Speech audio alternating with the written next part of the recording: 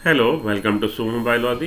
चलिए आज हम लोग डिस्कस करने जा रहे हैं को डोमिनेंस। चैप्टर है आपका principles of inheritance, class 12 biology, chapter number 5। उसमें एक टॉपिक है आपका को डोमिनेंस, उसको आज हम लोग डिस्कस करते हैं। Codominance is when the heterozygote shows the traits associated with both homozygous genotype. Codominance आप जानते हैं डिप्लॉयड ऑर्गेनिज्म में दो क्रोमोजोम सेट होते हैं और हर क्रोमोजोम पे पर्टिकुलर कैरेक्टर का जीन सिचुएटेड है। और हर एक जीन ऑलमोस्ट ज़्यादातर केस में डबल एलील कंडीशन दिखाता है, दो एलील होते हैं, लेकिन कुछ ऐसे भी जीन्स हैं जो मल्टीपल एलील के केस में आते हैं, उनके मल्टीपल एलील होते हैं। लेकिन ज़्यादातर जीन्स दो फॉर्म में एग्जिस्ट करते हैं जो एक दूसरे के एलील कहलाते हैं।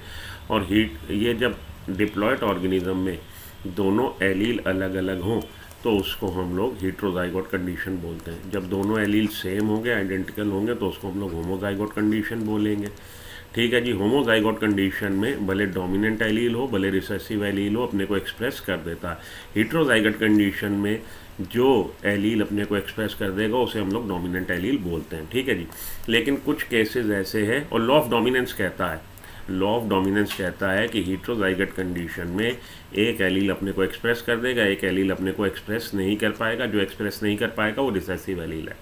लेकिन कुछ कंडीशंस ऐसी भी देखी गई हैं जहाँ पे हेटेरोजाइगोट कंडीशन में दोनों एलील अपने को एक्सप्रेस कर देते हैं, उसी के लिए टर्म यूज़ होता है कोडोमिनेंस। क्लियर? फिर से एक बार दोहराते हैं। चलिए, है क्या कंडीशन कि डिप्लॉयड ऑर्गेनिज्म में, चालू करता हूँ मैं शुरुआत से। डिप्लॉयड ऑर्गेनिज्म क्या? डिप्लॉयड ऑर्गेनिज्म वो है जिसके ऐसा ऑर्गेनिज्म जिसकी सेल्स में दो सेट हैं क्रोमोजोम के, containing two sets of chromosomes,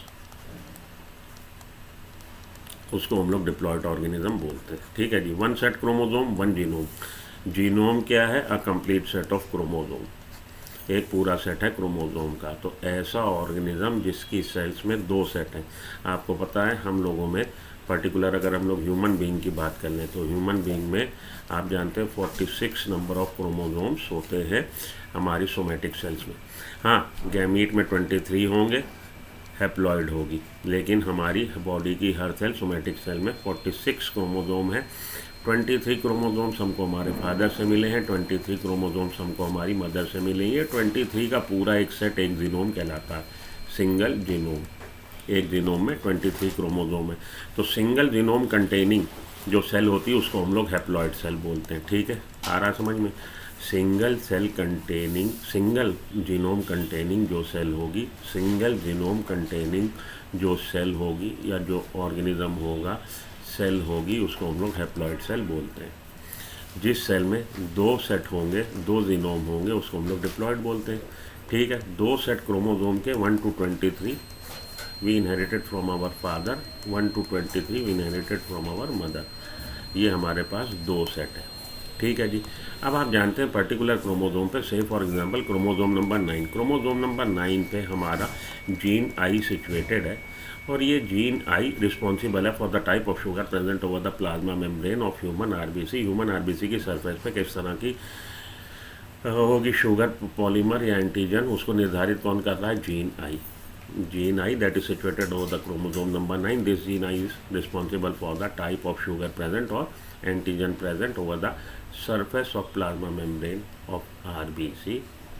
ये जीन आई निर्धारित कर रहा है क्रोमोजोम नंबर 9 पे। अब हमारे पास क्रोमोजोम नंबर 9 जो है दो है, एक हमें हमारे फादर से मिला, एक हमारी मदर से मिला। और पर्टिकुलर प्लेस पे, पर्टिकुलर स्थान पे, पर्टिकुलर जीन की पर्टिकुलर क्रोमोजोम के पर्टिकुलर प्लेस पे पर्टिकुलर जीन होता है। क्रोमोजोम नंबर 9 पे इस पोजीशन पे जीन आई है, तो इसी पोजीशन पे इसके होमोलोगस क्रोमोजोम पे दूसरी कॉपी जीन आई की होगी। अगर ये कॉपी सेम है, जिसको हम लोग एलील बोलते हैं, आई ए कंडीशन है तो ये होमोजाइगोट है। आई बी कंडीशन है तो ये होमोजाइगोट है। आई ओ या आई कंडीशन है तो ये होमोजाइगस कंडीशन, होमोजाइगोट है। ठीक है। अब होमोजाइगोट आप समझ गए। हेटेरोजाइगोट क्या होती है? जब एलील अलग अलग हो, जीन की कॉपी जीन का रूप अलग अलग हो, एक क्रोमोसोम पे IB हो, एक क्रोमोसोम पे IA हो, तब वो हेट्रोजाइगोट कंडीशन होती है। हेट्रोजाइगोट कंडीशन में एक एलील अपने को एक्सप्रेस करने में सफल हो जाता है, उसको हम लोग डोमिनेंट एलील बोलते हैं। जो दूसरा एलील अपने को एक्सप्रेस करने में फेल्योर हो जाता है, उसको हम लोग रिसेसिव एलील बोलते हैं। ठीक, यहाँ तक बात समझ में आई। ये सब बातें किसने बताई? मेंडल ने। लेकिन यही बात जब दूसरे साइंटिस्ट ने अदर एग्जाम्पल देखे कि क्या ऐसी कंडीशन हर कंडीशन में ये जो इनकी एक्सप्लेनेशन है वाजिब उतरती, खरी उतरती, तो देखा गया कुछ जगह ऐसी हैं जहाँ पे ये कंडीशन फुलफ़िल नहीं होती, इसका वायलेशन हो जाता है, दोनों एलील अपने को एक्सप्रेस कर देते हैं। और उसी कंडीशन में जब दोनों एलील अपने को एक्सप्रेस कर देंगे तो हम लोग बोलते हैं कोडोमिनेंस। ठीक है, आइए। Codominance is when the heterozygote आपको एक्सप्लेन कर दिया। Show the trait. ट्रेट क्या होता है? तो कैरेक्टर का वेरिएंट होता है ट्रेट। कैरेक्टर क्या है? कैरेक्टर है inheritable feature of an individual, वंशानुगति से मिलने वाला लक्षण। स्टेम की हाइट क्या होगी? ये लक्षण है। आपकी आइरिस का कलर कैसा होगा? ये एक लक्षण है। आपकी स्किन का कलर कैसा होगा? ये एक लक्षण है। आपका हाइट IQ लेवल क्या होगा? ये एक लक्षण है। लक्षण में मिलने वाली विभिन्नता को हम लोग ट्रेट बोलते हैं। तो heterozygote condition shows the trait associated with both homozygous genotype. Codominance में हेट्रोजाइगोट कंडीशन में जो ट्रेट होता है दोनों एलील अपना इफेक्ट दिखा देते हैं। Often you see codominance in molecular traits. The most common type of codominance is associated with blood type. Human being के केस में अगर आपसे पूछा जाए कि कोडोमिनेंस का कोई एग्जांपल है, हम लोग बोलेंगे हम लोग का ABO ब्लड ग्रुप जो है वो कोडोमिनेंस का एक एग्जांपल है। There are multiple allele. Multiple allele है जीन I के मल्टीपल एलील। अगर 2 से ज़्यादा एलील होते हैं तो हम लोग उसको मल्टीपल एलील का केस बोलते हैं। यहाँ पे 3 एलील है जीन I के जो हमको नोन है, IA, IB और IO। 3 एलील होने की वजह से इसको हम लोग it is a case of multiple allele. There are multiple allele that determines blood type. ठीक है जी, ब्लड टाइप को डिटरमिन करने के आपके एलील IA, IO और IB होते हैं। ठीक, चलिए आगे।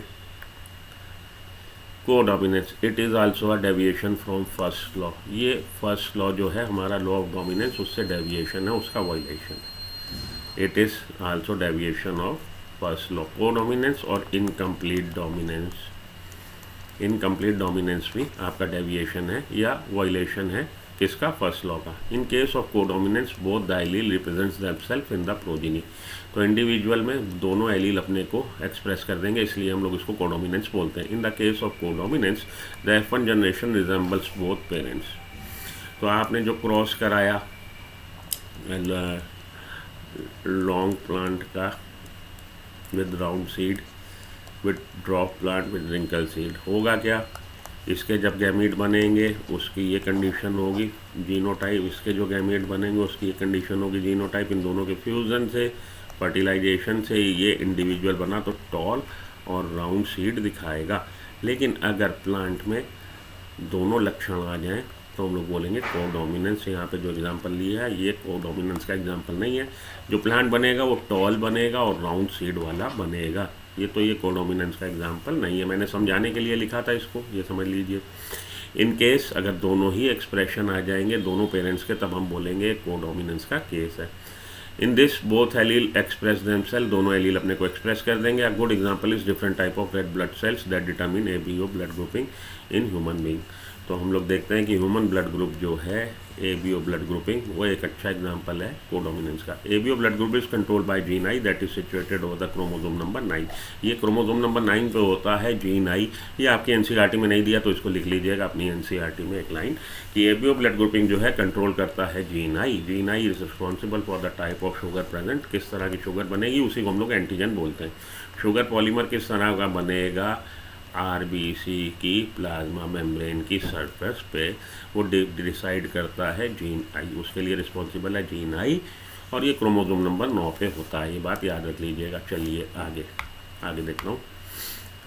The plasma membrane of RBC cell has sugar polymer that protrude from its surface. तो इसकी ह्यूमन RBC की प्लाज्मा, ये भी तो एक सेल है, तो प्लाज्मा मेम्ब्रेन भी है। प्लाज्मा मेम्ब्रेन पे बाहर की तरफ प्रोट्रूडेड निकले हुए, बाहर की तरफ निकले हुए क्या है? शुगर पॉलीमर है। And the kind of sugar is controlled by the gene. और ये किस तरह की शुगर होगी और उसके लिए कौन उसको निर्धारित कर रहा है? Gene I। The gene I has 3 allele, इसके 3 एलील है IA, IB and I।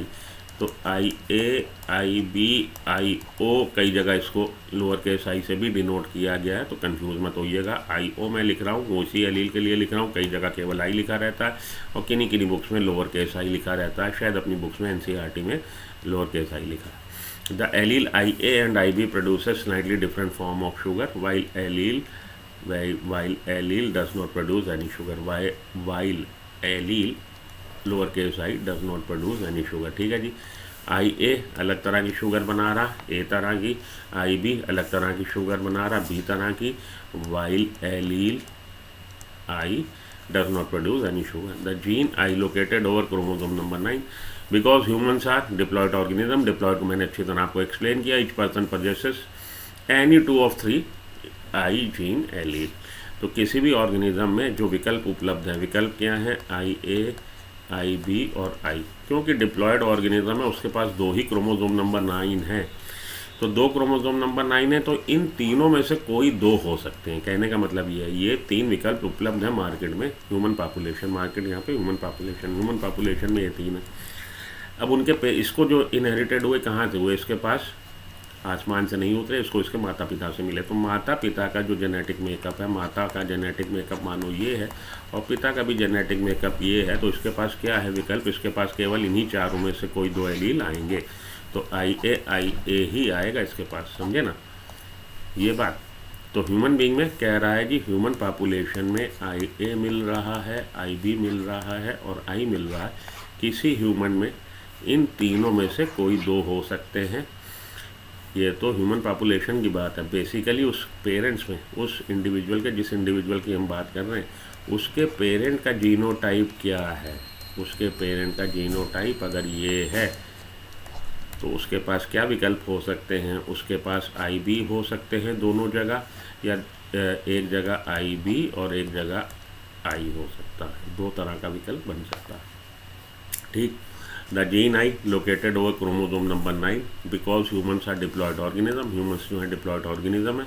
Each person possess any two of three gene allele, I gene allele. किसी भी पर्सन में इन तीन में से दो हो सकते हैं। हाँ, दो तो हो सकते हैं, लेकिन उसके पेरेंट्स में, अगर पेरेंट्स में एक ही तरह के हैं, ये है मानो पेरेंट्स में, तब दो इन तीनों में से दो थोड़ी ना हो सकते, केवल यही आएगा। क्योंकि इसके जो गैमीट बनेंगे इस पेरेंट के, मानो ये फादर है, तो फादर का गैमीट में लोअर केस आई होगा, मदर के गैमीट में लोअर केस आई होगा। इन दोनों के फ्यूजन से जो जाइगोट बनेगा उसकी कंडीशन ये होगी। तो इंडिविजुअल का ब्लड ग्रुप क्या होगा? ओ हो जाएगा।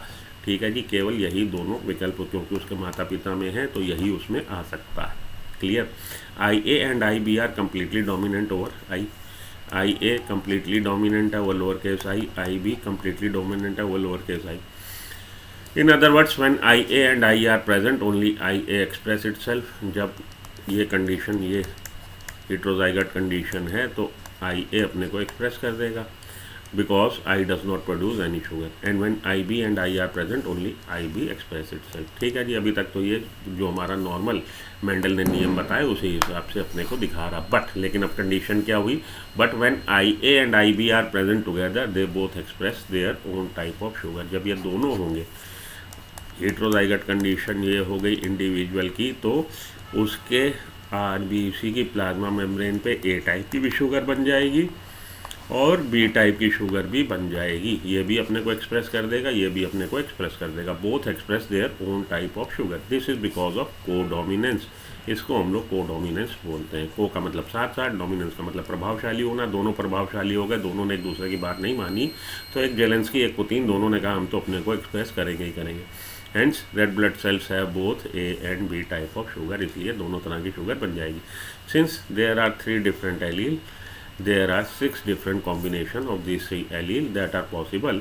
A total of 6 different genotype and 4 different phenotype of human RABO blood type. क्योंकि ह्यूमन पॉपुलेशन में 3 तरह के एलील हैं, आई ए, आई बी और आई ओ, तो इनका कॉम्बिनेशन जो है 6 तरह का बन सकता है। आई ए के साथ आई ओ, आई बी के साथ आई O, I B, I A B ए और आई बी, आई ओ, 6 तरह का जीनोटाइप और 4 तरह का फिनोटाइप बनेगा। ठीक है। 6 तरह का genotype, 6 different combination genetic makeup के बन सकते हैं। I A, I A I B, I A I O, I B I B, I B I O, I O I O. 6 different type के बन गए और 4 डिफरेंट टाइप के phenotype बन जाएंगे। इसका जो ब्लड ग्रुप होगा ए होगा, इसका ए बी होगा, इसका ए होगा, इसका बी होगा, इसका बी होगा, इसका ओ होगा। तो 6 डिफरेंट जीनोटाइप और 4 डिफरेंट फिनोटाइप पॉसिबल है ह्यूमन किसी ऑर्गेनिज्म में, and 4 different phenotype of the human ABO blood type. The possible genotypes are, या 6 तरह के जीनोटाइप लिखे हैं और उसके फिनोटाइप भी आप आगे इधर से समझ सकते हैं।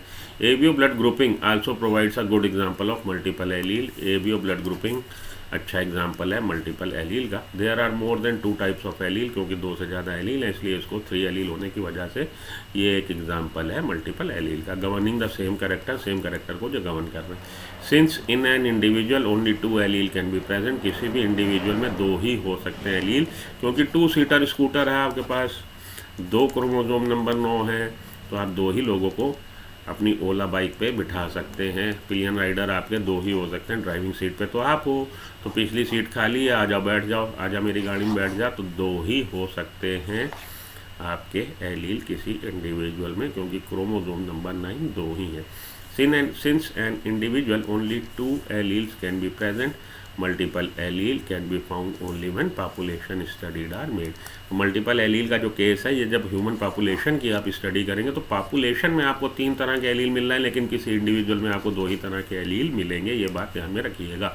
टिंग टिंग टिंग। चलिए, तो प्लियोट्रॉपी हम लोग डिस्कस करेंगे अगले लेक्चर में। इससे रिलेटेड क्वेश्चन, ब्लड ग्रुपिंग से रिलेटेड क्वेश्चन 10-12 क्वेश्चन की हम लोग प्रैक्टिस करेंगे अगले लेक्चर में। बने रहिए सुमो बायोलॉजी के साथ अपनी नीट की प्रिपरेशन के लिए। मिलता हूँ ब्रेक के बाद। Till then good luck, goodbye. अगर आप आखिरी तक आ गए हैं, अपनी विकेट को खोए बगैर लास्ट ओवर तक आ गए हैं, तो लास्ट गेंद पे 6 मार दीजिए, मतलब चैनल को सब्सक्राइब कर लीजिए, वीडियो को लाइक कर लीजिए। Have a nice day. Thank you.